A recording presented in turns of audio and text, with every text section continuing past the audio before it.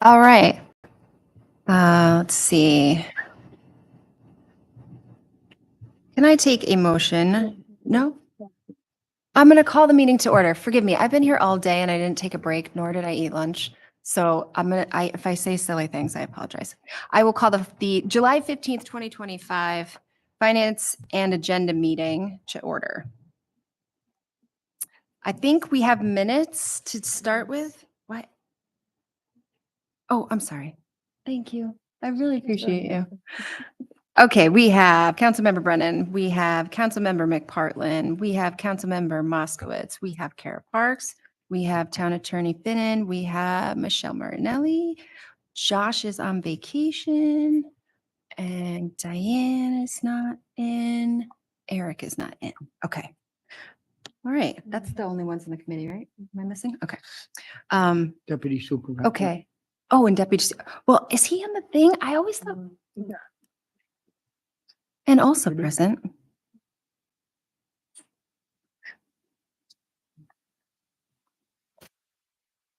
Deputy Joe Drescher, Highway Superintendent Ray Smith, Laura Robertson, Chief Koshan.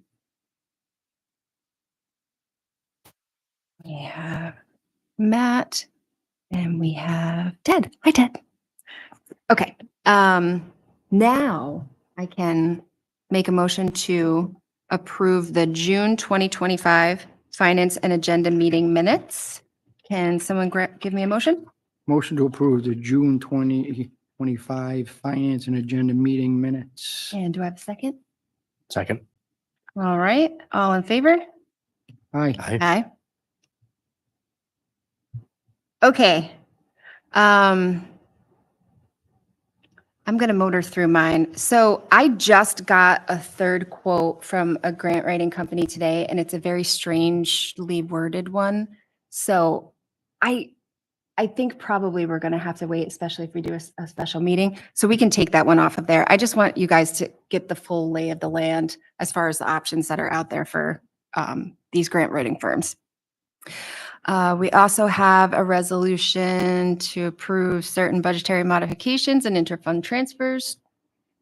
Typical. And then the resolution to approve the Section 8 housing plan. If you recall, last meeting, we had the public hearing. So this is just us so that we can sign off on the 5-year plan and send that back over to Jim. And we have a resolution to certify the current base proportions, use of the class tax share. So Eric usually loves to give a little presentation too, so I'm sorry he's not here. But anyway, so we'll have that on the agenda. Same thing. This will be for, do we have these on twice or are these class? One is current base proportions and the other is adjusted base proportions. Got it. Current and adjusted. Got it. And it looks like we need finance approval for a roll-off container purchase. It's What was Matt. that? How much was that? He should come to the mic. Oh, usually I put them, I think I included it in my. I don't know. The code's attached. Yeah, so I did make one Oh, change. to yes, that I did quote. in here. It looked like I just saw they put sales tax on there, so we just would deduct the sales tax on that, so it'd be about $9,030. That's with an estimated shipping cost of $1,400. Forgive me because I was out of town for your meeting. But this roll off is to replace the one that was rotting out at the bottom, or which? It's to have a second roll off for pressing of sludge at the wastewater plant. Say no more. All right. Any questions? All right. Yeah, thank you. The vote. We'll do a motion to approve the purchase of a roll off container for sludge. Motion to approve a roll-off container for the wastewater treatment plant. And a second. Second. All in favor? Aye. Aye. Okay. We'll start with police and public safety.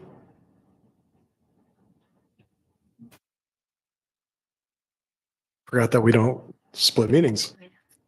Good evening, everyone. 3A is going to be a resolution to call for a public hearing regarding town code changes relative to the possession and use of air guns on public property in the town. We talked about this a couple meetings ago. The goal behind this is really to sort of codify the fact that we don't want people walking around our town with what appear to be real weapons. It will protect our community at large, protect the individual at large, and hopefully protect our police officers at large from encountering. We've seen not only locally, but nationwide, there's been this uptick in people that carry replica guns, airsoft guns, spring-loaded guns, and they are mistakenly looked at as real weapons. So by doing this, we would hopefully prevent something like that from happening, and hopefully prevent a tragedy. B is a resolution to appoint a police officer as a lateral transfer. I do have a name for the board. His name is James Spencer. It's JAYMES-SPENCER. He's a deputy out of Schoharie County. He was hired in Schoharie County February of 2023. So he has approximately 2.5 years on. He is a military vet. He's in the Army currently. He's actually away on training for the reserves out of Massachusetts. Comes highly recommended from the military, as a number of awards. Presents very well, has completed all of our background application processing investigation successfully. And we would like to move to take him on for our community to serve us. And then I just have one from the floor that I added last minute. I spoke about it in the meeting just prior to this. Recently, Detective Munger approached me about doing more community outreach.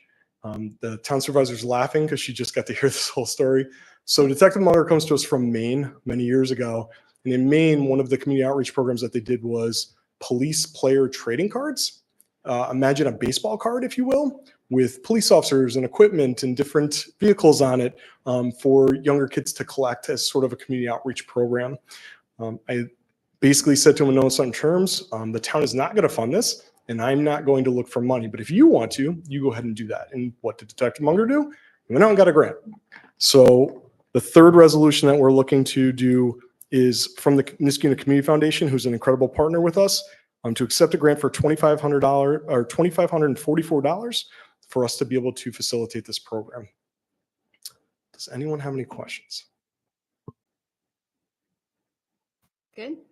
How is that gonna work, like logistically, to get to these kids, I guess? So it's no different. We have pens, we have Frisbees, we have, we started that traffic and community engagement division. We go into the schools, we do reading, we're talking about doing an SRO program, all these different things. It would just be an extra layer of things that we would incorporate into that program where, we have National Night Out coming up, maybe every 5th kid gets a player training card versus a pencil or a pen. It's just a similar concept. And the goal is to collect all the cards, obviously. And So, you mentioned that Ian did this previously in Maine, Yes, he right? did. So he has like a structure, I think, He that he's does. going to follow. he does. So, Thank you. you okay? All right. Thank you. Thank you, Chief Koshan. We'll move on to water, sewer, and engineering.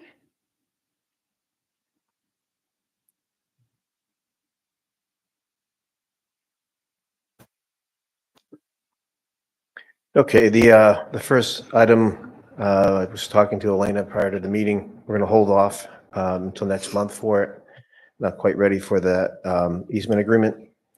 The next one, we are ready to do the easement agreement for 833 Red Oak Drive.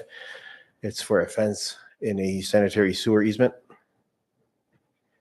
Next one is a resolution to award a contract for a drainage study of the Plum Street area. Been working for quite a while to look at the drainage in the area. The engineering department and the planning department worked together, reviewed 7 proposals from various engineering firms. They have a name and an amount for the contract. I'm not personally staying out of it just because I have relationships with a couple of the engineering companies that have put in proposals. So Dan Bolke from my office, Cameron and Clark and Laura got together and came up with a rating of the different proposals, and we should have a name. Oh, I believe Laura has a name for this board meeting. The total amount is just under $50,000.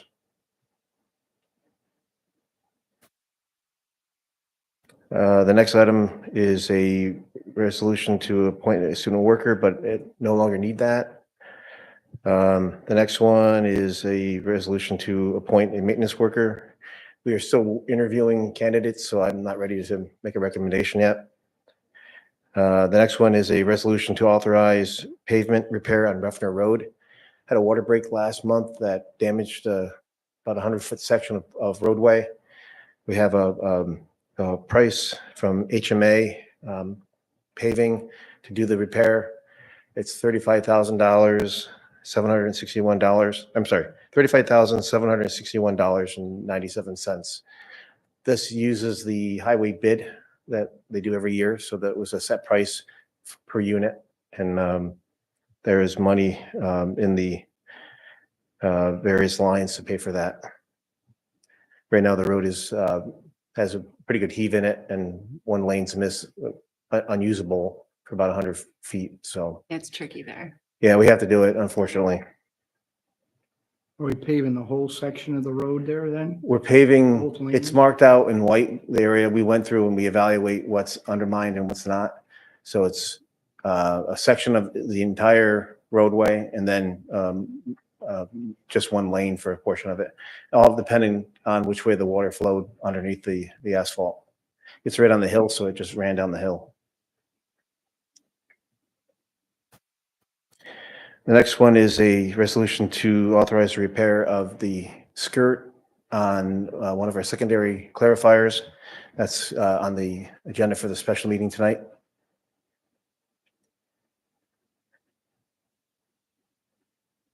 And H is a resolution to authorize sludge dryer repairs. We got the okay from for the board to use the reserve funds for this. I'm still fighting with the contractors to get a second quote. It's a very specific type of work that needs to be done on a pretty sophisticated piece of equipment. There's not a lot of contractors that do it. I have two good prices, but I don't have second quotes for the work. So I'm working with companies as far away as one's in Texas and one's in Cortland to come up with a second quote so that we adhere to our purchasing policy. I'd like to get that repaired as quickly as possible, though, because the longer it's offline, the more we spend to haul partially dried sludge. Is this an old repair that we've talked about before, or is this a new problem? It's the same repair. It's just getting the companies to give us a price. Yeah.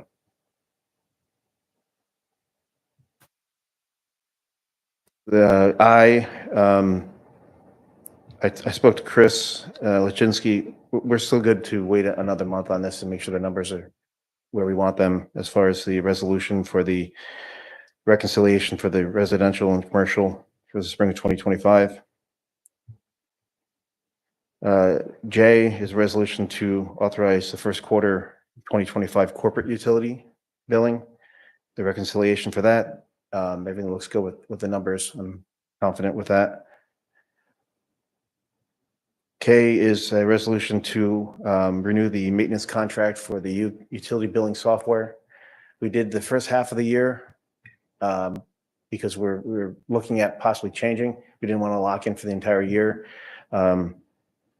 We're going to go ahead and do the second half of the year just to give us more time to come up with a good alternative for the software. It ended up just being twice as much as what we thought because we paid half of it in the first half. So there's no savings and no additional costs. It's just, we just paid it in 2 installments. But because I gotta send something to you about that because we have somebody helping us to get replacement software.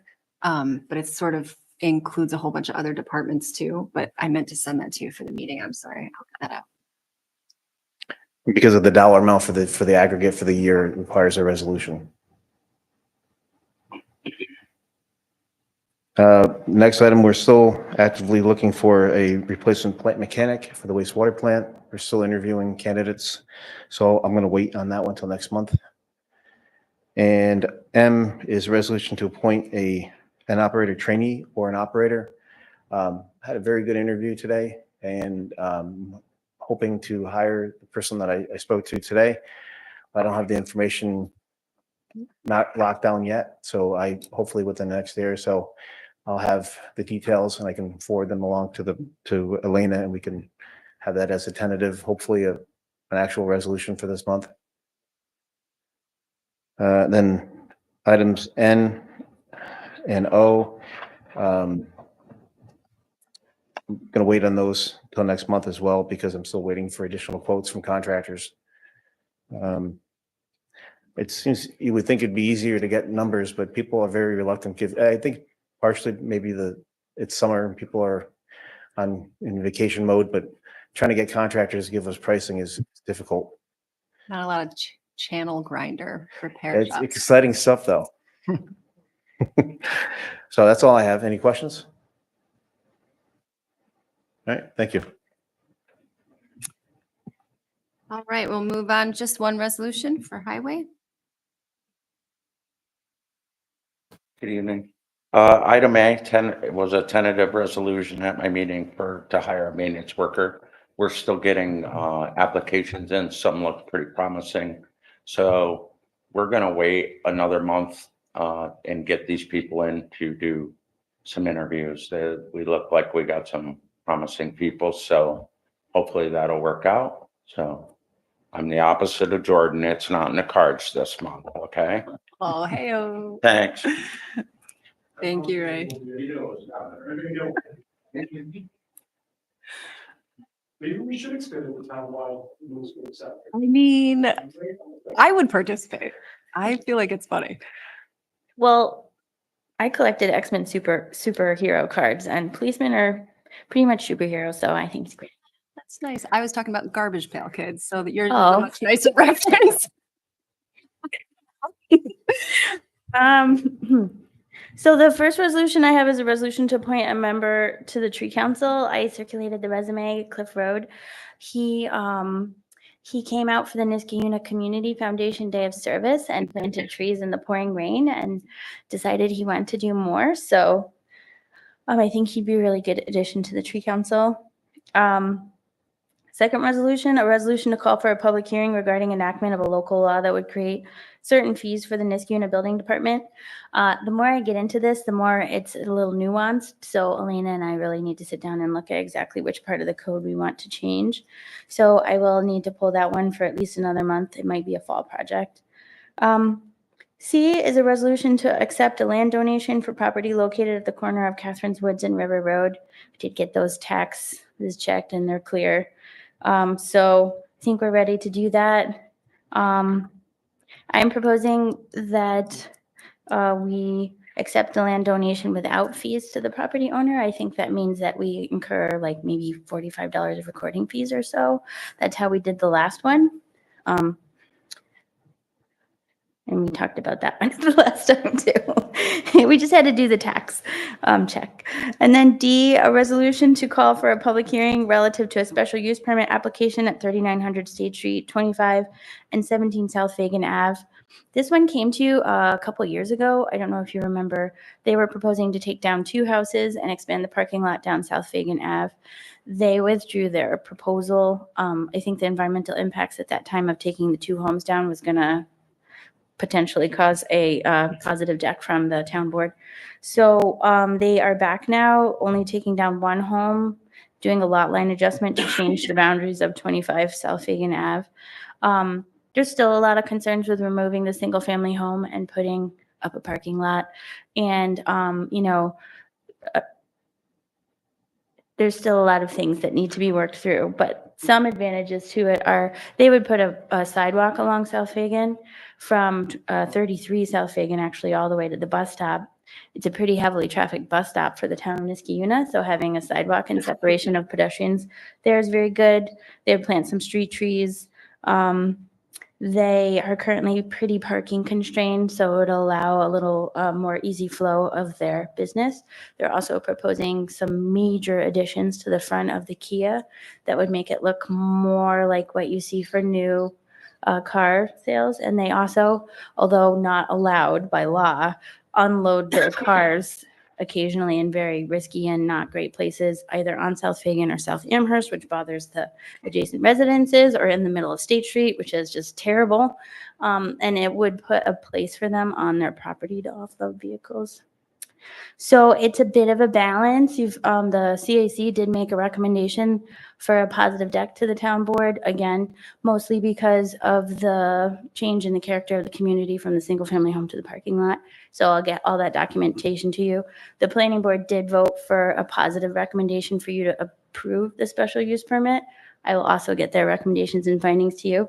The first step that you guys have to read all through all that and take a look at it is to call for the public hearing and see if you get any more public comments before you want to weigh and balance the decision. Yeah. Letter E is a tentative resolution adopting the natural resources inventory phase 2. I think we'll also have a presentation on this at the July 29th meeting. Just the high level recommendations that came from it from Ashok. He's the one that has been spearheading the phase 2 of the natural resources inventory. It's like 240 pages, so that's why he's going to do the presentation and try and condense it a little for you guys, but we'll also put in a link so you can go look at it. It has a lot of maps and a lot of assessment of habitat and species and things all on town property. And then F is a resolution authorizing the submittal of a grant for climate smart communities. This climate smart communities task force, Ashok, I talked to Aaron about this a little bit. We were looking at the different things that we can submit for a climate smart communities grant. And the timeline is, I went to the webinar on Tuesday. The timeline is pretty short. It's the end of July. I can't believe we're in July already. And I think the only thing that we could probably get in there that would make any sense at this point is to resubmit the sidewalk grant that we tried for before. It should be a lot more competitive because we've been working on the engineering, and it should be less cost because we've already paid for the engineering. So that was submitted in 2023 for 1.2 million.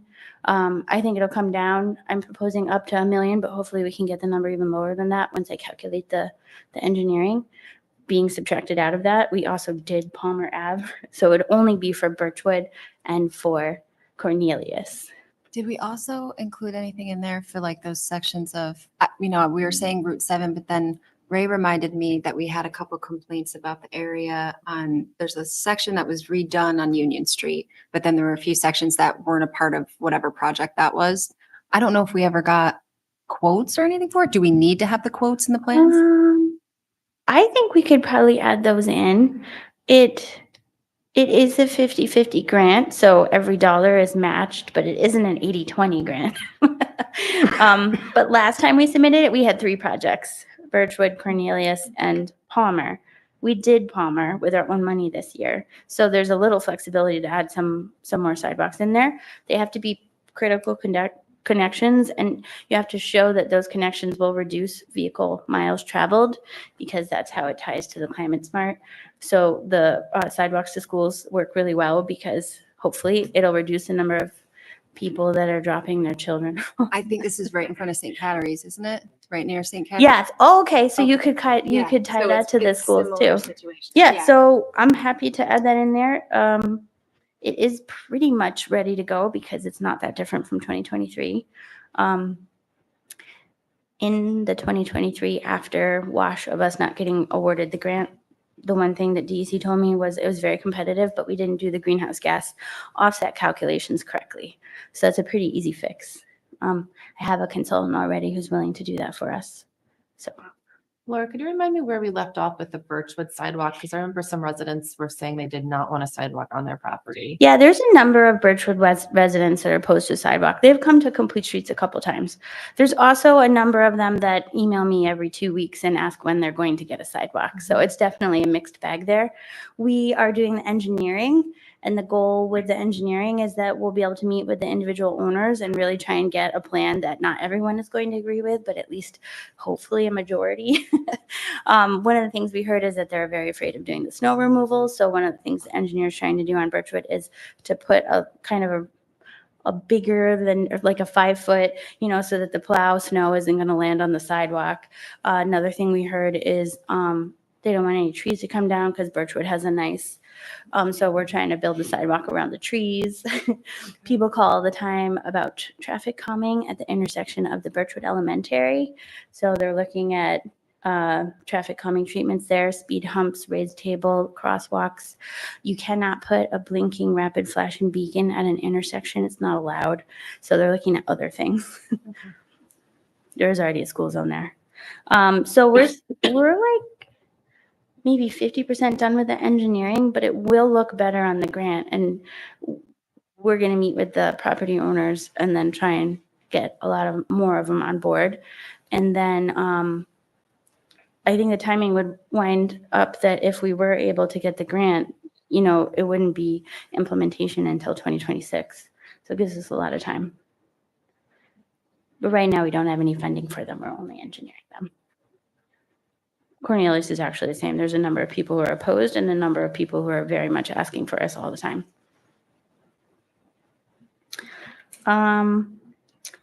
G is a resolution to accept a community greenhouse inventory.